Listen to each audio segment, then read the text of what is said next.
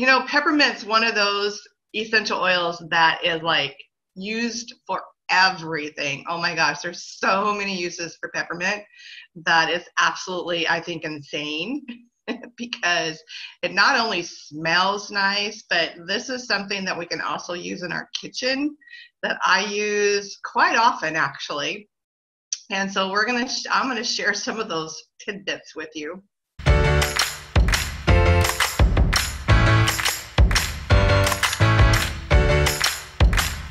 Peppermint in itself, what is it? And peppermint is one of those oils that's for alertness. It's good for respiratory. It's good for headaches. It's good for digestion. It's good for so many things. And one of the best things that I like about peppermint is adding wild orange to it for a pick-me-up. Here in the Pacific Northwest, since we don't see the sun very often, especially in the winter, then we don't have that vitamin D production going on. And so we need people, there's so many people here that need that extra boost of being able to get their moods and their senses just re-energized, right? And so peppermint and wild orange together is wonderful. But you have to remember too that peppermint is very potent. The one drop is the equivalent of what, 28 cups of tea if you wanted. And so when I'm cooking with the essential oil, I don't use a full drop. I normally use the dip of a toothpick. Yeah, that's right, just the dip of a toothpick. Otherwise, I've got too much. Now, some of you may really like peppermint. And so peppermint's one of those that you can add a little at a time. You can't take it out once you put it into something. So remember that, that if it's too much and you can't handle it, then you're either going to add a whole bunch of other stuff or ingredients, but it's easier if you do with the dip of a toothpick and do a little at a time. Then you can add until you get that taste that you want, okay? What else can peppermint do? Let's look at this. And peppermint is good for making it in bath salts, bath scrubs, you know, like Epsom salt scrub. It's really good for all that. But I'm going to reference some books because I can't always remember everything. And besides that alertness and the energy that it provides for us, it's also good for reducing the body temperature. So if we have a fever going on, it's really easy to put it on the back of our neck, be able to reduce that. But how often would you do that? Every probably 10 to 15 minutes, sometimes even more than that.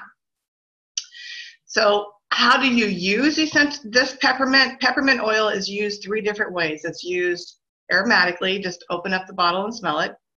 You can use it topically, put it where the concern is, like if it's digestive issues, then put it on your tummy in a clockwise motion. Now, some people are going to be a little bit sensitive to peppermint because it is very pungent, very potent. So if you are one of those that are a little bit on the sensitive side with your skin, always make sure that you use a carrier oil with that. Or just put it on the bottom of your feet. Most people don't have any problem with putting oils on the bottom of their feet. So use aromatically, use topically, and you can use it internally. So that's why we can use it in our kitchen because it is safe for us to consume internally, which I really like. So when you're looking at peppermint, we can also use it for burns, okay? Now, you think, wait, peppermint for burns? Come on, really? But think of this, if we can use it to reduce our temperature, our core temperature, so why can't we use it for a burn? To reduce that burning sensation, to reduce the temperature in our skin. So whether we are outside during the summer months and it's super hot, use a cold rag, you know, those blue rags that you can get that are, you can put the water on them, apply the peppermint to your neck, and put it around your neck, put that cloth around your neck, and it will help keep you cool. Especially those in areas that you do get a lot of heat. and you get a lot of that index of moisture. I'm glad I live in the Pacific Northwest because I like the cooler temperatures, but I don't want the snow either. So we can also use it for memory recall.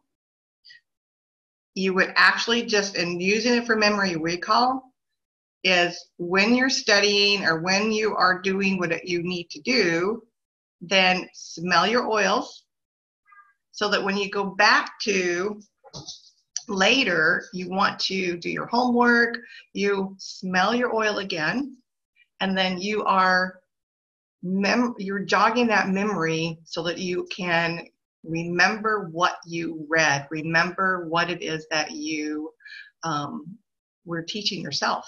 Okay, so that's that jog that brain a little bit.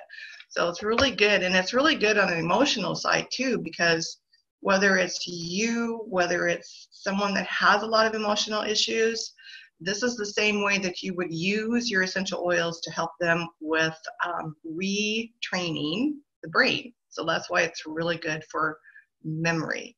Now, peppermint's not the only one. There are other ones that can be used for that. Rosemary is another one. And so but peppermint is probably the biggest choice because most people like peppermint versus the other essential oils. And what else can we do with it? Oh, what about cravings? Do you get those afternoon cravings that I want to go snack, or maybe in the evening before you go to bed? Try using peppermint, because sometimes all you got to do is smell it, right? And then help those cravings go away. Plus, peppermint also gives us, when we just smell it, we get a signal in the brain that says we need more oxygen. So peppermint gives us more oxygen. That's why racehorses in the racehorse industry, since I do a lot with animals, most of you know this, they can't have peppermint because of that fact. It's banned, which is really interesting. So if we're using it for us and we have low oxygen, so let's think about when we're exercising. We have it in our deep blue blend, and so that peppermint helps in giving us that more oxygen prior to a workout and after a workout. So think about that deep blue. So that's part of that peppermint that's really valuable to our body as a whole to give us that, that extra boost. Well, let's look at the emotional side of peppermint. First off, the negative emotions that it deals with are unbearable pain, intense despair, very heavy-hearted, pessimistic, or sad. So we already know that it's an energizer, it's a mood elevator, right? So what is that going to do for the opposites? For positive, it's going to give us that optimistic value, right? It's going to relieve our sadness and give us that strength to endure our day or to endure whatever it is that we have that's going on for us. And you can inhale it.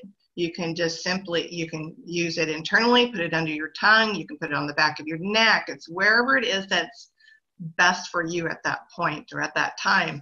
I actually had met a lady at the airport one time, and it was very crowded. I overheard her conversation, feeling that she was nauseated from her first plane ride. She still had another one, so I let her smell peppermint. And then in our short conversation, she's like, "Oh my, I don't feel nauseated anymore." It's like, great, take that with you.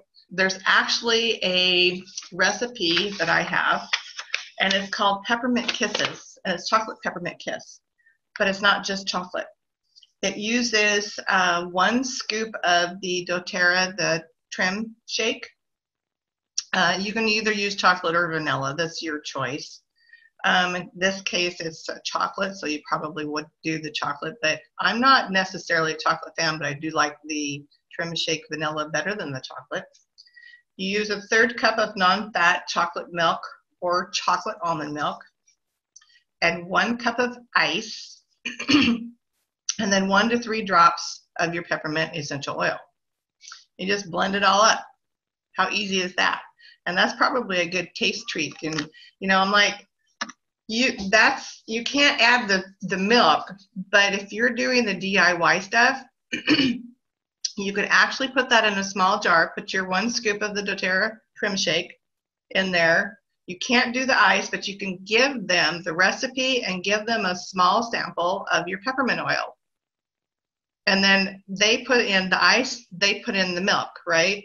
Because how easy is that? So it's a really good way of doing a little DIY to say, here, use this, here's the recipe, here's your essential oil, and done. What are some other things that peppermint can do real quick? Is, let's see, we can use it for the flu because there is a flu balm. If you guys have never heard of that, there is a flu balm.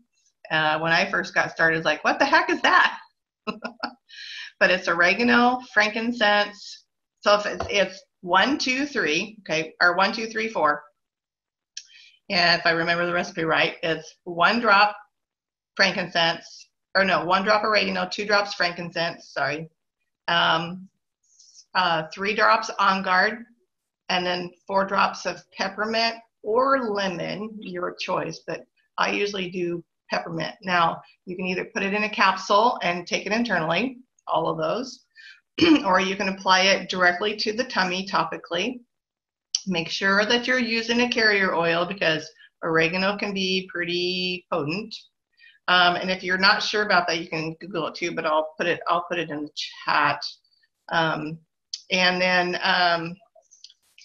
but you want to do that every couple hours. You want to stay on top of things.